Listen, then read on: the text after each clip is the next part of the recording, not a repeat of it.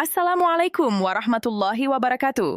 Headline pagi ini, kabar penting dari pemerintah mengenai rapel dan kenaikan gaji ASN serta pensiunan, penjelasan resmi mulai terbuka.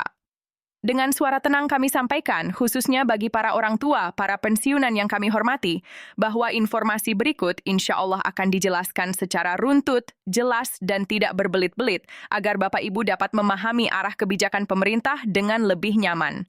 Dengan izin Allah, inilah perkembangan resmi yang selama ini banyak ditunggu. Selanjutnya, kami sampaikan ringkasan awal mengenai isu yang selama berbulan-bulan menjadi pembahasan di warung pagi, grup WhatsApp keluarga, hingga obrolan antar tetangga.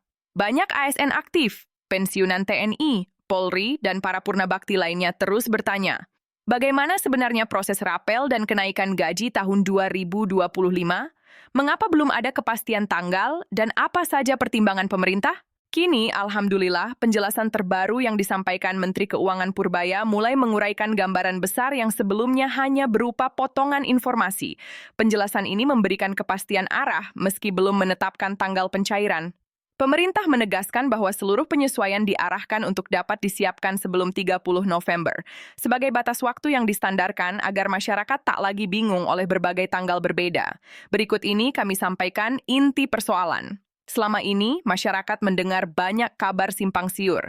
Ada yang berkata rapel akan cair bertahap, ada yang mengatakan masih menunggu regulasi final, ada pula yang berasumsi semuanya sudah pasti beres. Kebingungan seperti ini tentu menimbulkan kecemasan, terutama bagi mereka yang mengandalkan pendapatan bulanan dari pensiun atau tunjangan untuk kebutuhan rumah tangga. Kemudian, dalam penjelasan resminya, pemerintah menegaskan bahwa persoalan ini menyangkut dua hal mendasar. Pertama, penyesuaian gaji ASN aktif dan pensiunan menyangkut stabilitas keuangan keluarga. Kedua, rapel seringkali menjadi harapan untuk menutupi kebutuhan mendesak. Karena itu, pemerintah merasa wajib memberikan kejelasan, meski belum seluruh detail dapat diumumkan.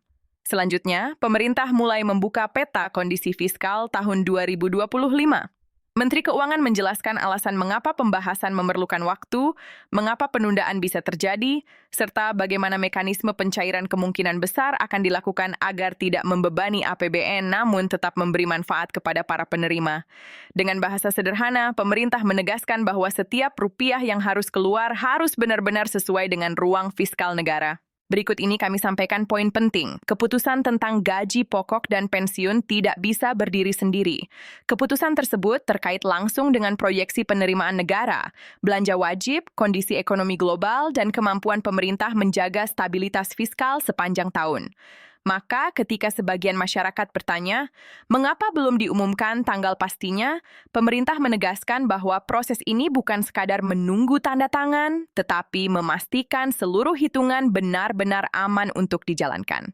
Kemudian, perlu dipahami pula bahwa kenaikan gaji ASN aktif akan selalu berdampak kepada pensiunan. Karena besaran pensiun mengacu pada gaji pokok terakhir, maka setiap kenaikan harus diperhitungkan secara presisi. Bahkan selisih kecil persentase pun dapat menghasilkan angka total yang sangat besar ketika dikalikan dengan jutaan penerima pensiun di seluruh Indonesia. Inilah bagian yang sering tidak terlihat oleh masyarakat. Selanjutnya, Menkeu menggambarkan bagaimana pemerintah berupaya menyeimbangkan keinginan meningkatkan kesejahteraan ASN dan pensiunan dengan kemampuan APBN yang juga harus menopang pembangunan, pemulihan ekonomi, dan berbagai prioritas nasional. Dari luar, proses ini terlihat lama. Namun dari sisi pemerintah, setiap keputusan menyangkut konsekuensi yang tidak kecil. Berikut ini kami jelaskan prosesnya secara lebih runtut agar mudah diikuti. Pemerintah terlebih dahulu harus memetakan besaran kebutuhan anggaran untuk kenaikan gaji. Setelah itu, dilakukan sinkronisasi antara Kemenko, Taspen, dan instansi terkait. Perhitungan ini mencakup golongan, masa kerja, kategori pensiunan, serta dampaknya terhadap belanja pegawai. Setelah keseluruhan hitungan matang dan dipastikan tidak mengganggu ruang fiskal, barulah mekanisme pembayaran disiapkan. Proses seperti ini harus selesai sebelum 30 November agar para penerima memiliki waktu menyiapkan kebutuhan dan rencana pengeluaran. Selanjutnya, kami uraikan bagian yang cukup teknis namun sangat penting, yaitu mekanisme penyaluran rapel. Pemerintah berkomitmen untuk tidak mengubah sistem yang sudah berjalan selama ini, kecuali jika benar-benar diperlukan. Penerima rapel tetap mencakup ASN aktif yang mengalami penyesuaian gaji serta pensiunan yang berhak menerima penyesuaian sesuai ketentuan. Koordinasi antara pusat dan daerah juga dilakukan intensif untuk menghindari kesalahan perhitungan atau keterlambatan seperti yang pernah terjadi di tahun sebelumnya.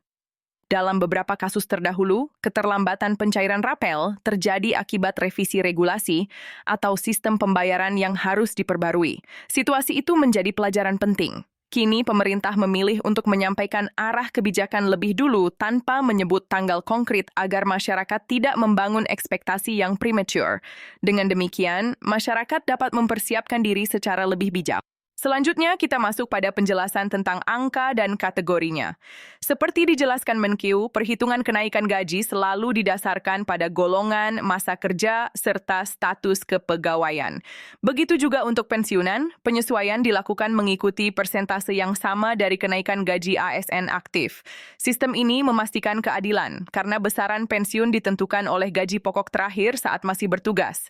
Mengenai rentang waktu, pemerintah menargetkan seluruh proses regulasi, simulasi, dan penganggaran selesai sebelum 30 November, sehingga pencairan bisa dilakukan sesuai mekanisme yang telah diperbaiki. Dengan adanya standar tanggal tersebut, pemerintah berharap tidak ada lagi kebingungan seperti tahun-tahun sebelumnya. Kemudian, kami sampaikan bagian yang lebih manusiawi dari kebijakan ini. Para pensiunan yang menunggu rapel bukan hanya menunggu uang tambahan. Mereka menunggu bentuk penghargaan dari negara atas puluhan tahun pengabdian. Bagi banyak pensiunan di desa kecil atau kota kabupaten, kabar mengenai rapel sering menjadi topik utama.